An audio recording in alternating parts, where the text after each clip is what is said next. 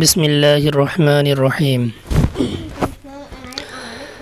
সুবহানাকা লা ইলমা লানা ইল্লা মা আল্লামতানা ইন্নাকা আনতাল আলিমুল হাকিম।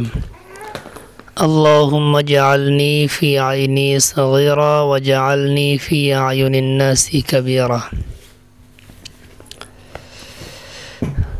আজকে উর্দু কায়দার 13 নম্বর ক্লাস। তো উর্দু কায়দার এই 13 নম্বর ক্লাসে আমরা নতুন আরও কিছু শব্দ শিখব। তো আমরা আজই 13 নম্বর পৃষ্ঠার শেষের দিকে এই শব্দগুলো মুখস্থ করব। এরপর এই শব্দগুলো দিয়ে নিচের কিছু বাক্য পড়ার চেষ্টা করব এবং সেগুলোর অর্থ করব ইনশাআল্লাহ। তো প্রথম শব্দটা হচ্ছে এক। আলিফ ইয়া কাপ এক। এক শব্দের অর্থ এক, এক বা একক, একটি। হ্যাঁ, তাহলে কি বললাম? এক শব্দের অর্থ এক, একটি বা একক। এক, একটি বা একক। মুখস্থ করো। এক অর্থ একটি, এক অর্থ একটি, এক অর্থ একটি, এক অর্থ একটি, একক বা এক। বুঝে আসলো? এক অর্থ এক, একক অথবা একটি। বুঝে আসলো? এরপরের শব্দটা হলো নেক। নেক, নুনের পরে ইয়া, ইয়াতে জের পড়বা,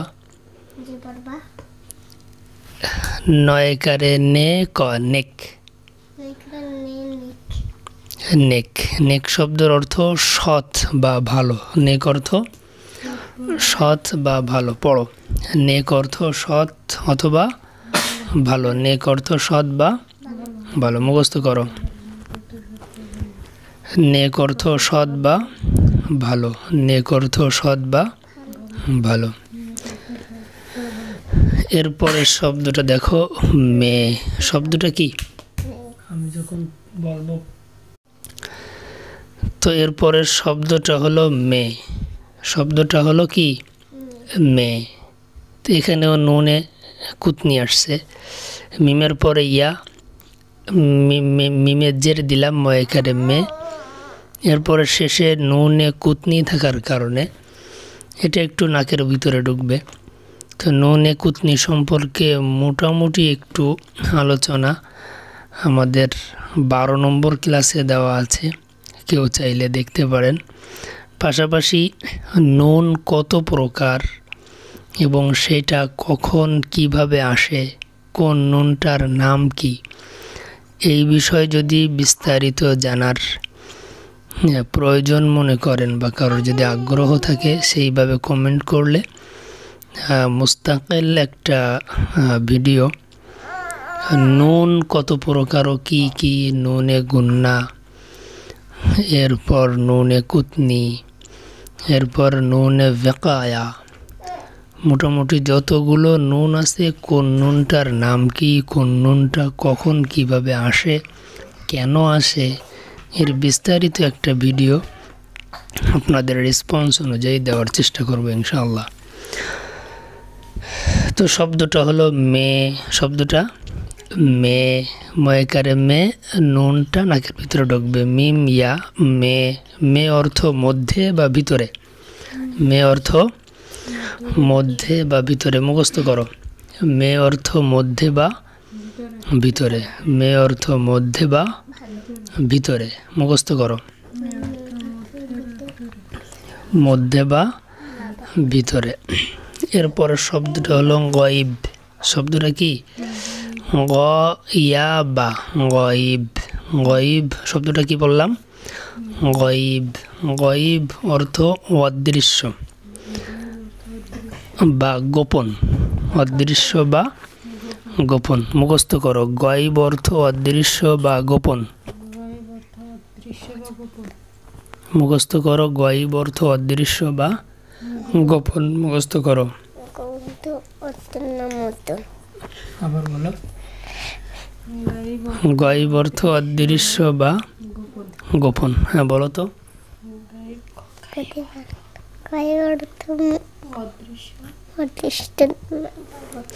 আচ্ছা, গায়েব অর্থ অদৃশ্য বা গোপন। এরপরের শব্দটা হলো হে, হা, ইয়া, নুনে কুতনি। হে, হে অর্থ আছে। হে অর্থ আছে। হ্যাঁ মুখস্থ করো। হে অর্থ আছে। পড়ো। পড়ো। হের অর্থ আছে। হে অর্থ আছে। হের অর্থ আছে। হে অর্থ হে অর্থ আছে। হে অর্থ আছে। এরপরের শব্দটা হলো রেস। র, ইয়া, সিন, রেস। রেস শব্দের অর্থ হলো লালসা, আকাঙ্ক্ষা। রেস শব্দের অর্থ কি? লালসা, আকাঙ্ক্ষা। বুঝে আসলো? রেস অর্থ লালসা বা আকাঙ্ক্ষা। লালসা বা আকাঙ্ক্ষা। মুখস্থ করো। রেস অর্থ লালসা বা আকাঙ্ক্ষা। মুখস্থ করো। রেস অর্থ লালসা বা আকাঙ্ক্ষা। রেস তো আকাঙ্ক্ষা মা। রেস অর্থ আকাঙ্ক্ষা বা লালসা। এরপর শব্দটা হলো বীজ। বীজ অর্থ বীজ। বীজ অর্থ বীজ। এই যে বীজ বলতে কোনো গাছের যে বীজ যেগুলো রোপণ করে, বুনন করে, এই বীজ। বীজ অর্থ বীজ। গাছের যে বীজগুলো আসে, বীজ অর্থ বীজ। বীজ অর্থ মুখস্থ করো। বীজ অর্থ বীজ। বীজ অর্থ বীজ। বীজ অর্থ বীজ। বীজ অর্থ বীজ। বীজ অর্থ বীজ। এরপরের শব্দটা হলো লে। শব্দটা কি? লে। লাম ইয়া, ইয়ার কারণে জের হচ্ছে, এরপরে নুনটা নাকের ভিতরে ঢুকবে। লে শব্দটা কি? লে। লে অর্থ নিব। লে অর্থ নিব। মুখস্থ করো। লে অর্থ নেব। লে অর্থ নিব। লে অর্থ নিব। লে অর্থ নিব। বুঝে আসলো? আচ্ছা, যে শব্দগুলো মুখস্থ করলাম একটু অনুশীলন করি। তোমাদের কাছে জিজ্ঞাসা করব, তোমরা উত্তর দেওয়ার চেষ্টা করবা। নেক শব্দের অর্থ কি? সৎ বা ভালো। সৎ বা ভালো। গায়েব শব্দের অর্থ কি? অদৃশ্য বা গোপন। অদৃশ্য বা গোপন। মে শব্দের অর্থ কি? মধ্যে বা ভিতরে। মধ্যে বা ভিতরে।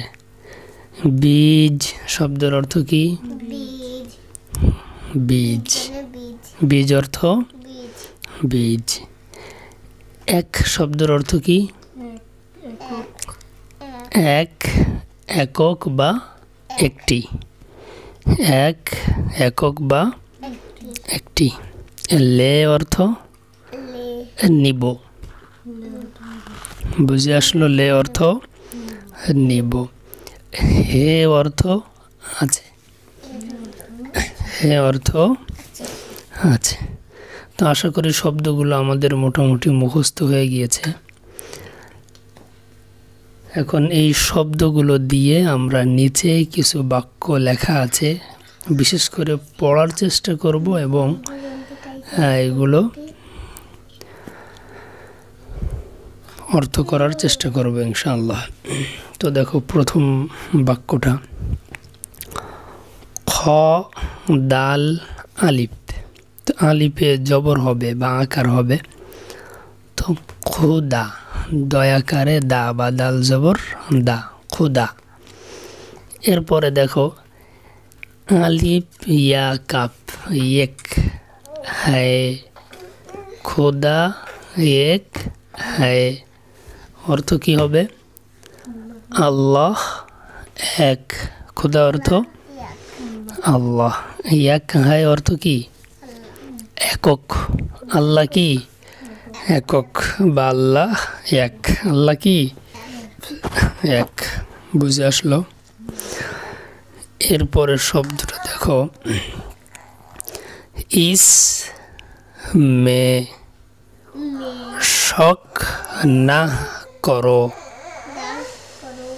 ইসমে শক না করো, इसने ना करो, আবার বলো, इसने ना करो, ইসমে শক না করো, इसने ना करो, इसने ना करो,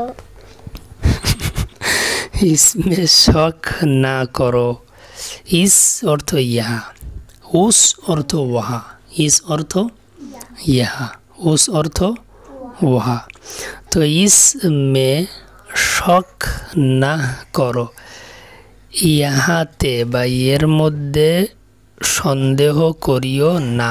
মে অর্থ মধ্যে, ইসমে অর্থ কি হলো এর মধ্যে বা ইহার মধ্যে, শক না করো সন্দেহ করিও না, শক না করো অর্থ কি সন্দেহ করিও না। এরপরেরটা হলো ওহ বড়ে নেক হ্যায়, ওহ বড়ে নেক হ্যায়, ওহ অর্থ সে, বড়ে অর্থ বড় বা খুব, নেক হ্যায় অর্থ সৎ, ও বড়ে নেক হ্যায় সে অনেক সৎ বা সে অনেক ভালো, সে অনেক সৎ অথবা সে অনেক ভালো। এরপরের শব্দটা হলো উসকে পাস রহ, উসকে, উস আলিফ সিন উস, উস মানে উহা বা তার, কে অর্থ এর, উসকে তার, পাস পে আলিফ সিন, এরপরে আলিফের কারণে আকার পড়তেছি, প আকারে পা বা পে জবর পা সিন পাস, উসকে পাস রহ তার কাছে থাকো, পাস অর্থ কাছে, রহ অর্থ থাকো, উসকে পাস রহ তার কাছে থাকো। এরপরের শব্দটা গয়ব কি খবর খুদা হি কো হ্যায়, গয়ব, গইন ইয়া বা গয়ব কি, কাপের পরে যেহেতু ইয়ায় মারুফ, ইয়ায় মারুফে রস্বীকার উচ্চারণ হয়, এই জন্য আমরা কয় রস্বীকারে কি, কাবজের কি, গয়ব কি, খবর খবর, খুদা, হি হয় রস্বীকারে হি, রস্বীকার উচ্চারণ হবে ইয়াই মারুফে, খুদা হি কো, ওয়াওতে ওকার উচ্চারণ হয় কয় ওকারে কো, হ্যায় হ্যাঁ ইয়াই মাজহুল হ্যায়। গায়েব কি খবর খুদা হি কো হ্যায়, অদৃশ্যের খবর আল্লাহই জানেন। গায়েব অর্থ অদৃশ্য, কি অর্থ এর, গায়েব কি অদৃশ্যের, খবর অর্থ খবর, খুদা হি কো হ্যায় আল্লাহই, আল্লাহরই, অদৃশ্যের খবর শুধুমাত্র আল্লাহর জন্যই। সাবলীল ভাষায় অর্থ এমন আসে যে অদৃশ্যের খবর আল্লাহই জানেন। বাকি এখানে যে উর্দুটা আছে, গায়েব কি খবর অদৃশ্যের খবর, খোদা হি কো হয় আল্লাহরই, অদৃশ্যের খবর কেবল, অদৃশ্যের খবর কেবল আল্লাহরই। এটা হলো এই জায়গায় যে বাক্য আছে এই বাক্যর মূল শাব্দিক অর্থ। তো সাবলীল ভাষা এটাকে এইভাবে বলা যায় যে অদৃশ্যের খবর আল্লাহই ভালো জানেন। যদিও এখানে ভালো জানেন উর্দুটা এখানে নেই, বিষয়টা মনে হয় বুঝাইতে পারছি। কিসি কি রিস না কর, কিসি কি রিস না কর, কারোর প্রতি লালসা করো না। কিসি কি ছয় রস্বীকারে সি, সিনের পরে ইয়াই মারুফ রস্বীকার উচ্চারণ হবে কিসি। এরপরে কি কয় রস্বীকারে কি, কিসি কি, কারোর, রিস না কর লালসা করো না। এরপরের শব্দটা রিস শব্দ নিয়ে এক এক কিতাবে এক একভাবে লিখছে। লালসা, আকাঙ্ক্ষা, কামনা। তো প্রেক্ষাপট অনুযায়ী স্থান কাল পাত্র ভেদে যখন যে অর্থটা করলে ভালো হয় তখন সেটা অর্থ করতে হবে। তো যেমন এখানে বলছে কেসি কি রিস না কর, মানে এখানে রিসটাকে খারাপভাবে উপস্থাপন করতেছে, মানে করা যাবে না। এই জন্য এখানে অর্থ আনতে হবে লালসা বা কামনা। যদি আবার এরকম থাকে যে রিস আচ্ছা হ্যাঁ, তখন রিস শব্দের অর্থ নিতে হবে আকাঙ্ক্ষা, যে কোনো জিনিসের সৎ কোনো বিষয়ের আকাঙ্ক্ষা। আমার মদিনায় যাওয়া আমার একটা আকাঙ্ক্ষা, তো তখন এই রিস শব্দের অর্থটা নিতে হবে আকাঙ্ক্ষা। বিষয়টা বুঝাইতে পারছি। স্থান কাল পাত্র ভেদে যখন যে অর্থটা নিলে ভালো হয় সেই অর্থটা নিতে হবে। তো এখানে যেহেতু রিস না কর, রিস করতে নিষেধ করছে, রিসটাকে খারাপভাবে উপস্থাপন করছে, এই জন্য এখানে রিস শব্দের অর্থ নিতে হবে লালসা বা কামনা। কেসি কি রিস না কর, কারোর প্রতি কি করো না, লালসা বা কামনা করো না। এরপরে শব্দটা বীজ বোধ, বীজ বনন করে দাও। বীজ অর্থ বীজ, বো অর্থ বনন করে, দো অর্থ দাও। বীজ বোধ, বীজ বনন করে দাও। বীজ অর্থ বীজ, বো অর্থ বনন করা, দো অর্থ দাও। বীজ বনন করে দাও।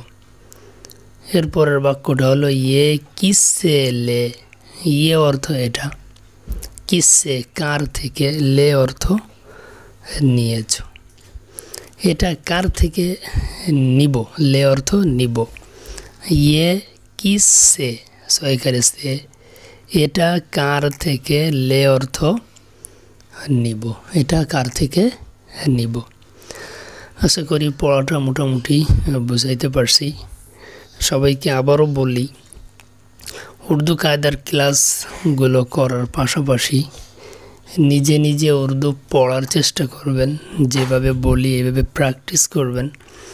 উর্দু খুব সহজ একটা ভাষা। আমাদের পাশেই ইন্ডিয়া, পাকিস্তান, উর্দু, হিন্দি যেহেতু পাশাপাশি ভাষা, তো আমাদের পাশের কান্ট্রি হওয়ার কারণে আমাদের উর্দু এবং হিন্দি খুব বেশি ব্যবহার হয়। তো জন্য এটা খুব সহজ ভাষা। আমরা যদি একটু প্র্যাকটিস করি আশা করি ঠিক হয়ে যাবে। তো আজকের ক্লাস এ পর্যন্ত। ওমা তৌফিকি ইল্লা বিল্লাহ। সাদাকাল্লাহুল আলিয়্যুল আযীম ওয়া সাদাকা রাসূলুহুল নবিয়্যুল কারীম। আসসালামু আলাইকুম ওয়া রাহমাতুল্লাহ।